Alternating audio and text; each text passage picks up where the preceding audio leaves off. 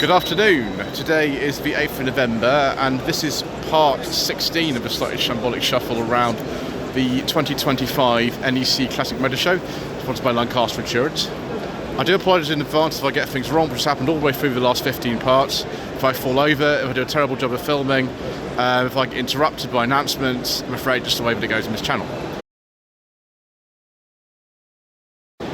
So here we are, I'm still on the Lancaster Insurance private ownership stand, and we're going to have a look at this 1992 Metro City van. The Austin name was not used after 1988, so this is just badges of Metro. Very late indeed. The Metro van with the A-Series engine did continue until 1992. The rest of the Metros were rebadged as Rovers when the R6 facelift came in 1990. This is a very, very rare thing. A really rare thing. Basically, it's survived this because there's really no luxury whatsoever. It's more like a sort of base model Metro passenger car. Obviously, Badge of the City would suggest as well that it is the base model. Next, we've got something a bit more luxurious. This is a Saab 96 V4. It's been from the early 70s. It looks remarkably standard, actually. I do want to have a go at one of these at some stage. Someone did offer me one. Or was it the 95, which is the estate version? Unfortunately, it didn't happen, which is a bit of a shame. There was some problem with it. But it's a 1973. Next, we've got a Renault 8 Gordini. I think I've probably seen this before. There are a couple of them that are around in the area where I live. One of them is owned by the chairman of the Oxley Classic Car Club, whose name is John Davey. This one, though, is owned by Mark Riley. Where have I seen this before? I don't know. Anyway, it's very, very nice. It's very, very nice indeed. Look where the luggage goes, right in the front. It's quite a sweet-looking car, isn't it? It's sort of an evolution of the Dauphine. Next, we've got this comma here, which we can't talk about on the channel. And then a Volkswagen Golf Mark II G60. These were never sold in right-hand drive. It's a 1990. Amazing. This is a four-wheel drive version as well. It's got the Golf Rally front end, which is the two rectangular headlamps as opposed to the two round ones. And then the final one on the stand is this Citroen. This is from Maserati, isn't it? This SM. Yeah. Les Grandes Alpes 2020. Excellent. It's a 72. Quite like it. It's a crazy little thing, isn't it? So we got some Midases. I think that's how you say the plural. These were sort of based on things like the Mini Gem and the Marcos, but they lasted far, far longer. This is a Gold Mark III, which is from about 1986. This is even later, actually, this one. It's on an F plate. It's a gold convertible. Be from about 1988. Very small, tiny convertible, wasn't it? A tiny little thing. Got actually various bits from Rovers and things like that in here. And we've got one with a little spoiler, a little tiny spoiler. Yeah, Metro Dash. K-Series in there. The Mark IV Cortez, about 1995. Let's now have a look at some Toyotas. Oh, viewers. Oh, I like this. Yeah, it's an early Celica. Fabulous, isn't it? Wow. Very early one, sort of 70, 71 now, Celica. And then a Camry from the 1990s. Complete with a beige leather interior with wood. I do like a nice beige leather interior, viewers. And this one's a V6 GX from 1994 to 95, 1996 on an N. And I want it quite badly, viewers. How do I acquire something like this? Waft around in V6 engined luxury. Yes, please. Next we've got One of these Celicas. This is a penultimate generation Celica. About 1994, 1995 on an M. Let's get this right for once. And then 2 generations back, we have this Celica. This is the GTI 16. I've driven a GT4 of this generation. I drove that back in about February. It was absolutely ballistic. This is a bit more sort of mild, shall we say. This is an 89. It's only done 23,000 miles. We like that news. And then a Gen 3 Celica. Amazingly 80s styling with this. Incredible, isn't it? This is 83. It's E to ST. 21,000 miles only. This is the notchback model. Did we actually get these in this country? Did we just get the liftbacks? Either way, I like that, viewers. Great deal. I think that's fantastic. It looks orange on video, but it's red. Amazing interior. I'm very fond of this sort of stuff because I like the 70s and 80s Japanese cars a great deal. But I own one. Wow. Generation 2 Celica, TA45 this one is. It's a 1979 liftback GT Rally with the... this one's got a GE in it. Yeah. There's a brochure there. The wheels have been changed on this one. Rear wiper alert. Yes, very good. Thank you, viewers. And another first generation Celica. This is GT2000. Fabulous, isn't it? That's such a great car. It's a 76, that one. On an Irish plate there. Right, time for the Cult Car Club stand.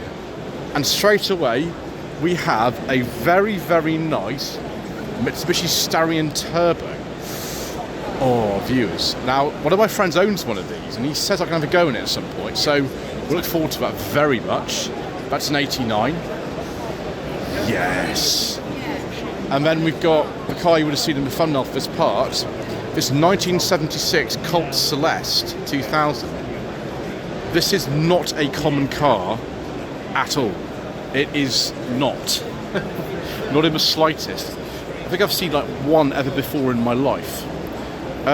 Yeah, back in the day, there were voluntary import quotas put on cars like this by the manufacturers themselves to say that we're not going to take away all the market share from the European brands and take over. They were lifted about 2000, so obviously a brand like Mitsubishi or Colt, the car company with the, the importers, Mitsubishi, they sort of were hampered by that. There's still plenty of cars though. This is an 89 first generation Shogun 2.6 petrol short wheelbase. Big 4-cylinder, I think. I think you could get a V6 as well. Yeah. I mean, that is absolutely brilliant. What a great stand. So now we've got RB320 Subaru Impreza.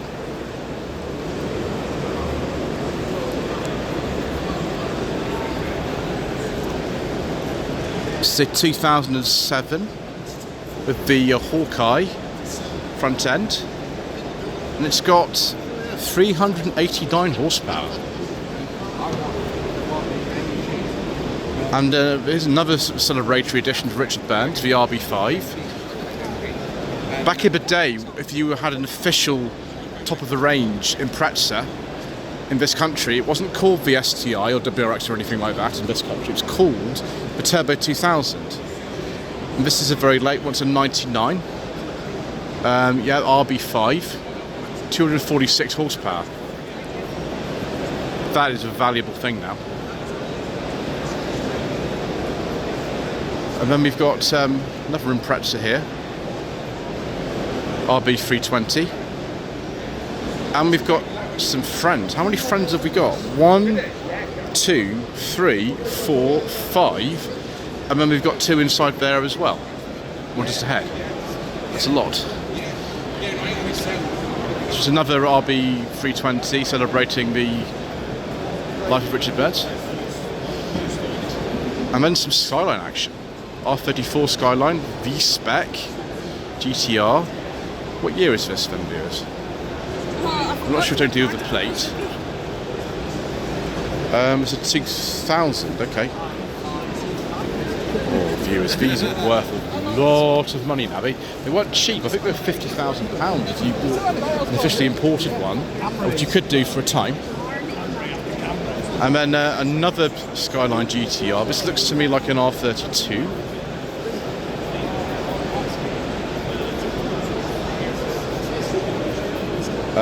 Yeah, it is. Let's just have a look at the year a second.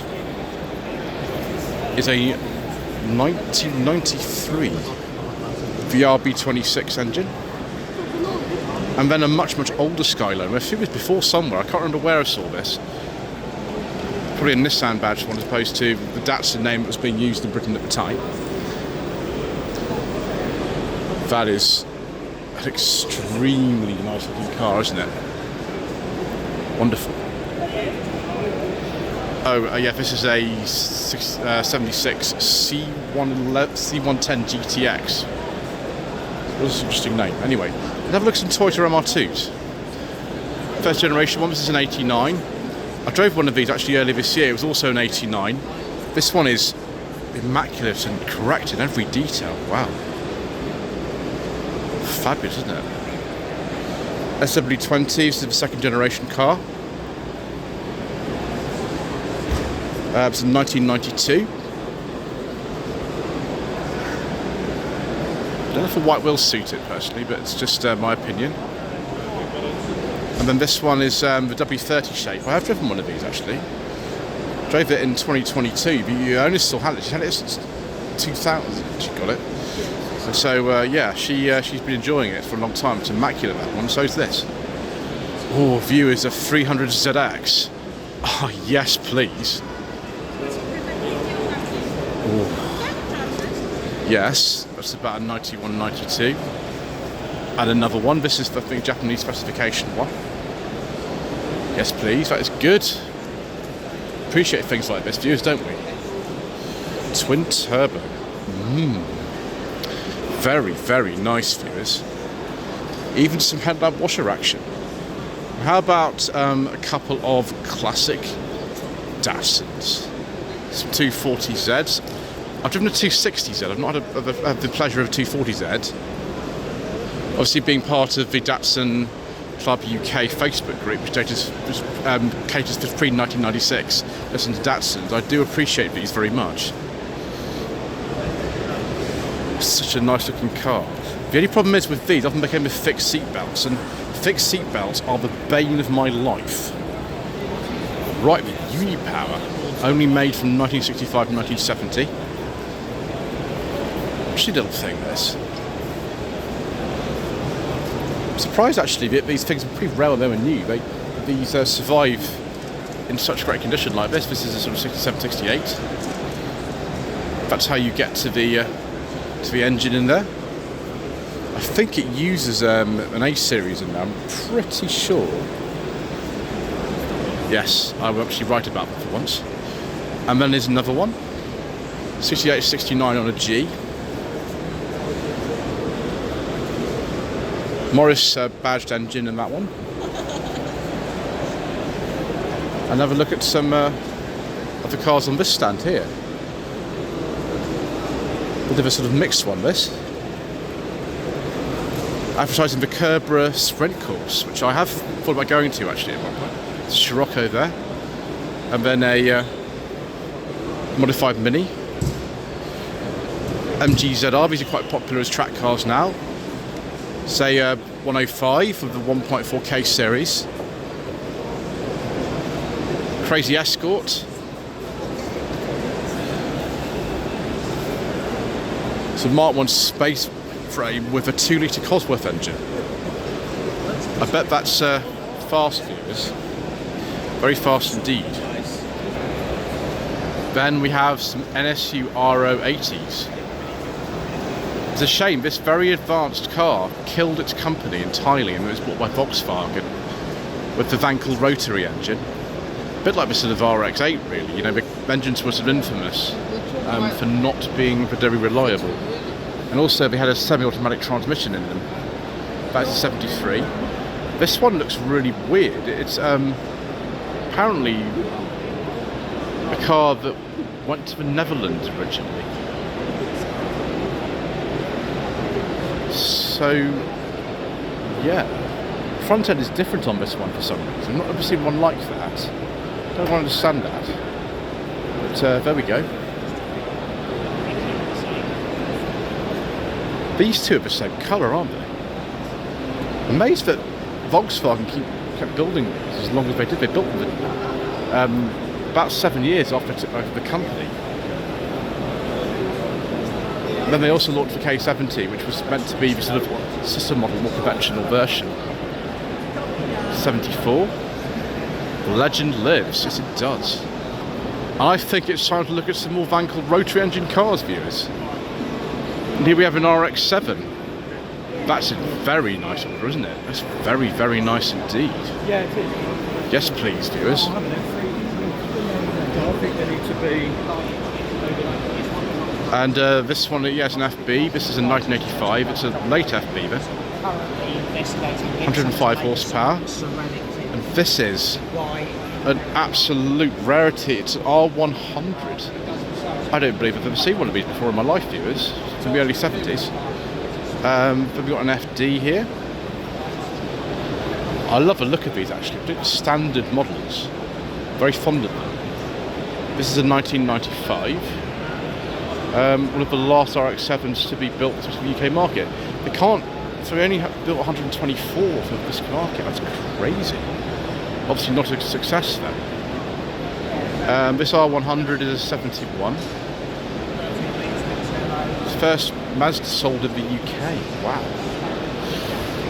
Reviews. Yeah, but there was a Mazda 1000, which was a more conventional car with a piston engine. Then we've got some RX-8s here. These were sold for a much longer time. These were sold from 2002 to 2012, actually, in Britain, I think.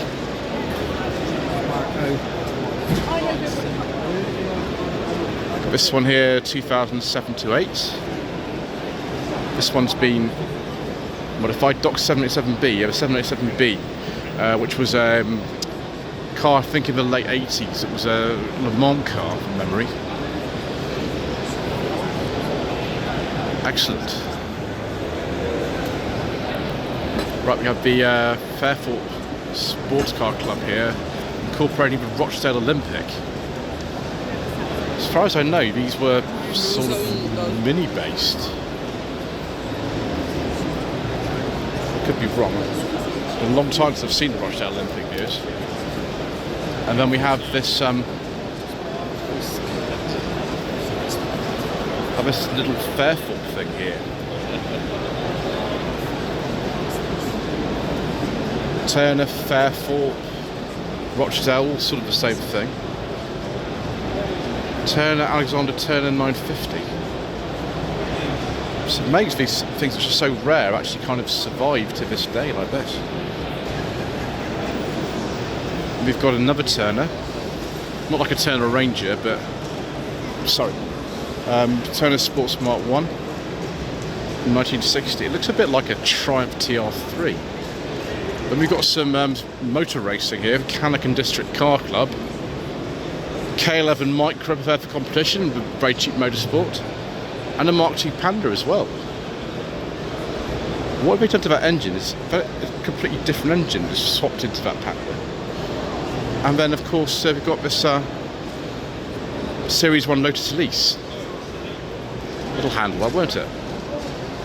And another K11. Very cheap way to motorsport. And why not, viewers?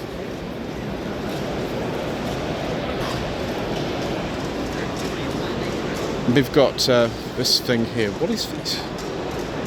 It's a troll. Have I been trolled, viewers? After all this time, I've actually been trolled. It's like I have. I've been trolled, viewers. Like I've been rickrolled. MBMX5, preparation for some trialling, I think. And a Beetle from the late 60s. And then whatever this thing here is. Crazy. And then at the back, this is a Dello, isn't it? I don't think I've ever seen a Dello in real life. Be from the 50s. It's a Dello. How on earth do I remember things like this, guys? Right. The 750 Motor Club Swift Sport Challenge, 750 Motor Club Stock Hatch Championship with this Nova GSI. Actually, these Nova GSIs are worth quite a lot of money now, because there's hardly any of them actually left. Wow. And then we've got originally what this club was designed for, which is 750cc cars based on an Austin 7, like this one.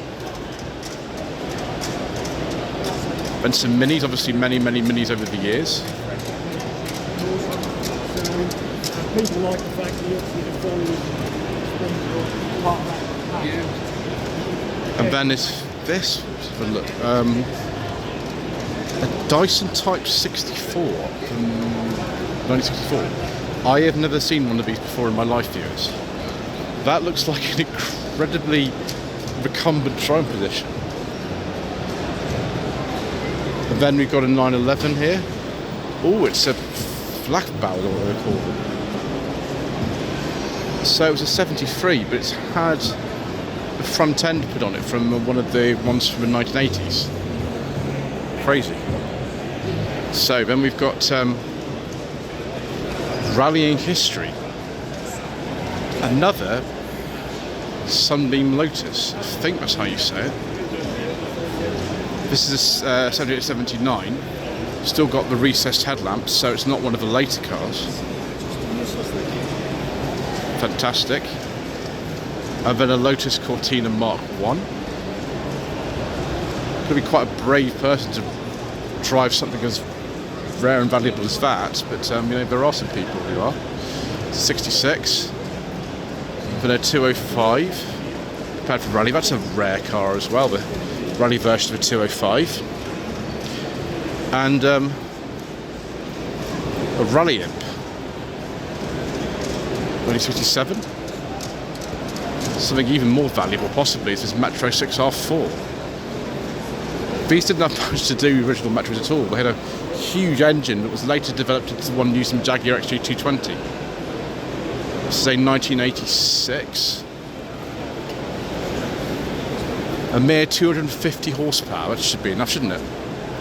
And it's a computer vision one. We like that, viewers. It's 86. Austin Rover, of course, with the headlamps there. Huge body kit, but still sort of bits of Metro body shell under there. Then we've got this crazy thing. Is this a Sierra? Yes, it is. It's a Sierra. Sierra Sapphire with an enormous V8 in it. And the back end from a BMW. Because why not? And then we've got an Allard. An old Safari? Yeah. Crazy stuff. And then an E36 with some enormous amount of power in it.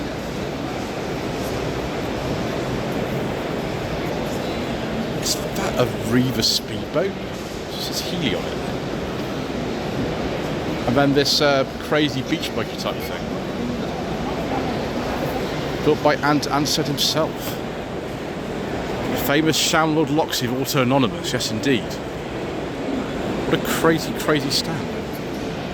So, the Challenger E-Type stand. You can make yourself a replica E-Type for far less money. If you want to, you could even get a 1965 plate to make it look like you know, you bought a genuine car. They're actually very good replicas, these. And E-Types are still quite expensive. Prices have dropped a bit, but they're still very expensive, so might be a very wise thing to do.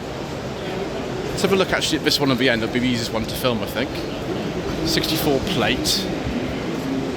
Yeah, it's a little bit different. It's not exactly the same, but it's very good. This one's even got a beige leather interior with wooden piping. I approve of that, and a nice XK engine. Brilliant. Like that, yes. It's 4.2. And then the Middlebridge Scimitar stand.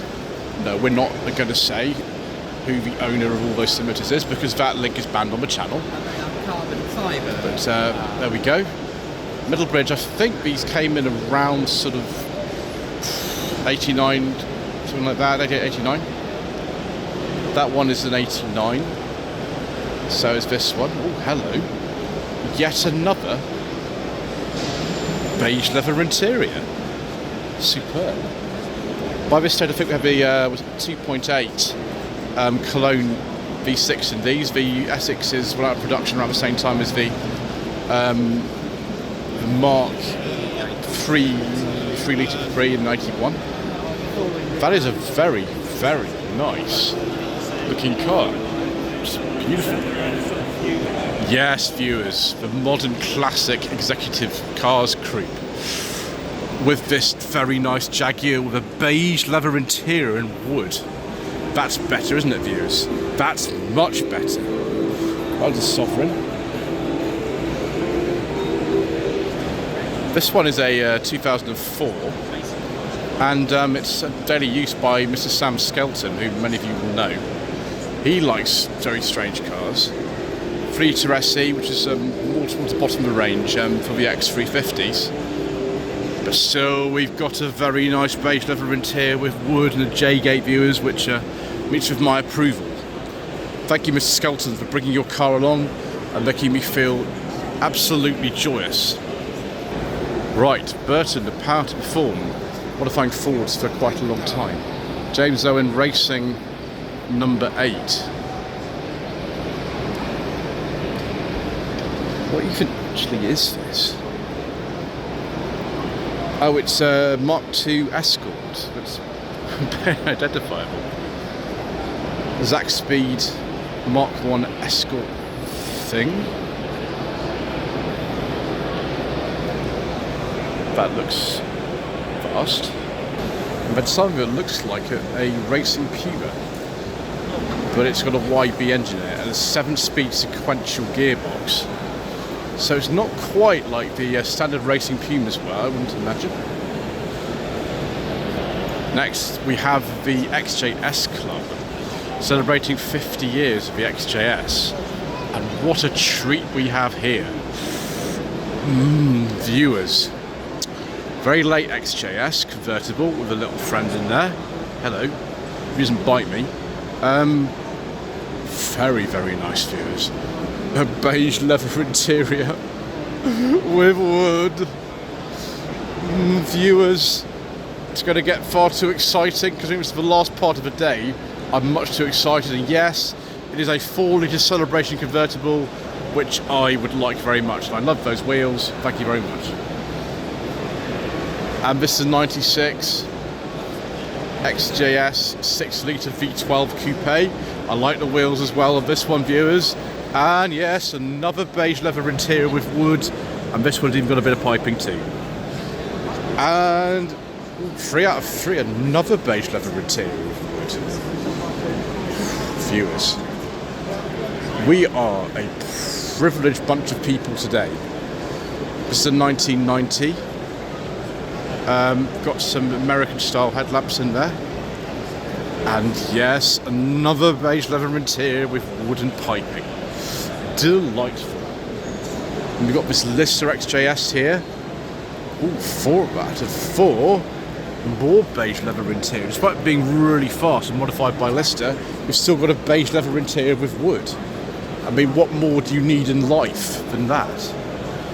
What year is this? It's an 82. And then we've got one of these earlier style convertibles, the XJS-C from 1986, 5.3 V12. You could get, I think, a 3.6 manual version of this as well, but most of the XJSs you'll see are automatics. And then we've got one here, which is an earlier car. It's a pre-HE, this one. What's a manual? Brilliant. It's a pre-HE V12 from 1981. Excellent. That's a good place to finish, viewers, isn't it? Like that, I'll have to come back tomorrow for some more fun. Anyway, that's quite enough for today. Thank you ever so much indeed once again for watching. Please don't forget to subscribe to the channel, like this video and comment below, and we shall see you again tomorrow for some more incorrect information.